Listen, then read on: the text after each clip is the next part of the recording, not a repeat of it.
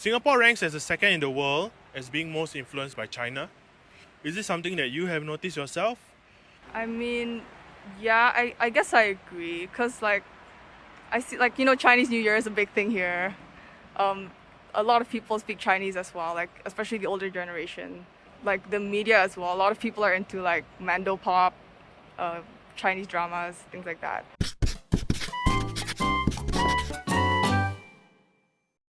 Hello everyone, I'm Yopi from Yopis English School. 本日はシンガポール人が中国人をどう思うかという街頭インタビューのクリップを見ながらネイティブが使うリアルな英会話フレーズを学んでいきます。国民の8割近くが中国系という民族構成であるシンガポールで中国がどう見られているのかというのを見ていきたいと思います。By the way, if you want to see the full version of the video, there's a link in the description below. So without further ado, let's get straight into it. What is your perception of China like as a Singaporean? Is it mostly positive or negative? To me, it's mostly positive. I mean, I'm Chinese Indonesian, so it's a little bit of a different perspective. But I still identify strongly with, being Chinese ethnically. I think I take that as mainly positive because a lot of our products is made in China, produced there, and we use it daily. So I think the country itself is important in the region. Yeah, that's my opinion. It's neutral. Why do you have a neutral perspective? Because I was raised in China, and back then I was had mostly positive views.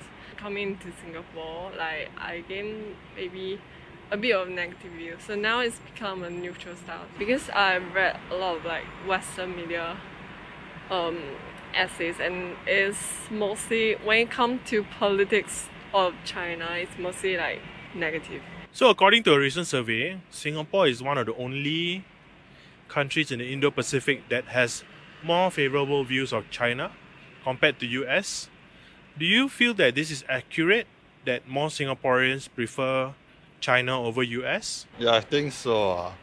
I mean, it's closer in terms of distance and stuff. And then also I'm guessing there's also all the trade and business stuff. I feel maybe, yeah, because there are quite a lot of number of Chinese ethnics. I know there are people favoring US as well, so maybe half and half, I would guess. Singapore ranks as the second in the world as being most influenced by China. Is this something that you have noticed yourself? I mean, yeah, I guess I agree. Because, I see, Chinese New Year is a big thing here. A lot of people speak Chinese as well, especially the older generation. The media as well. A lot of people are into, Mando pop, Chinese dramas, things like that. They see Chinese influence basically everywhere in Singapore. I say even in schools, we have a very Chinese way of education, which is after school tuition centers. We imported a lot of that from China. The urge to for your offspring, for your descendants to be successful. Do you think your ethnic background influences your views on China? Maybe more or less yes, because originally my grandparents, right, they are from Fujian, China, and I myself I work in Guangzhou for a while. But no matter what, I'm still a born and bred Singaporean. So I mean, Singapore is still my home lah. I think it's a very human thing, obviously I'm Chinese Indonesian, so I'll see being Chinese as something good. So in a way that sort of influences how I see China. Because, my relatives were I have grandparents from there. Why Singapore so many Chinese? Perhaps back then the conditions were not too good in China, so people are trying to make a living, right? So they came here back then, at least my grandparents' generation, and then we populated here. Singapore should work closely with US or with China. I mean, between the two, I would like to say US, but at the same time, US has a lot of issues also. I think Singapore's position is very unique.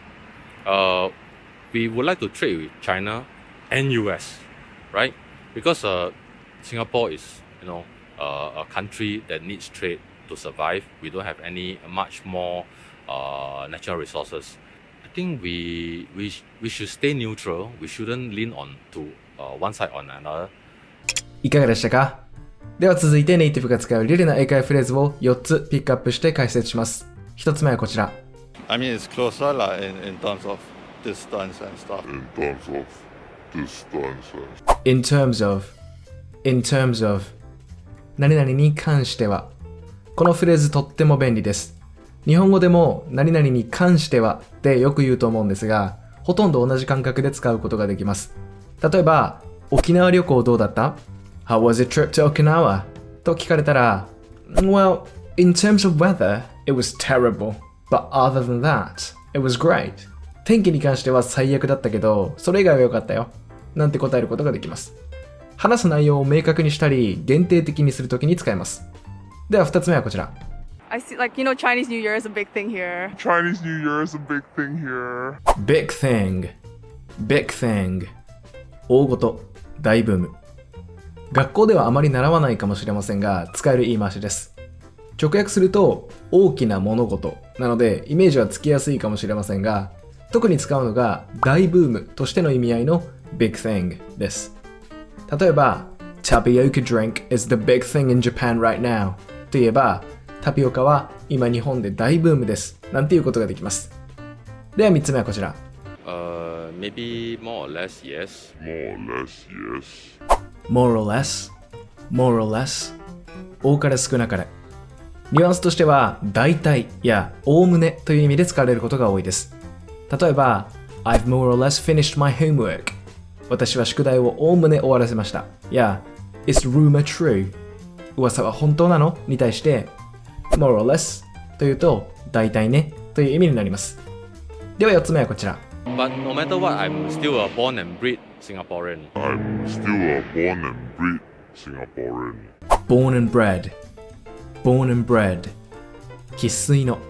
皆さんご存知 born は生まれるという意味 bred は育てるという意味の breed の受け身形で育てられたという意味になります。ペットのブリーダーさんなんかもこの breed という動詞から来ています。つまり born and bred で生まれも育ちもという意味です。I'm a born and bred Parisian というと私は生まれも育ちもパリです。私は生粋のパリっ子ですという意味になります。日本語に純ジャパなんて言葉がありますが A born and bred Japanese という訳が当てはまるかもしれません。ご自身の育ってきた環境に合わせてぜひこの born and bred 使ってみましょう。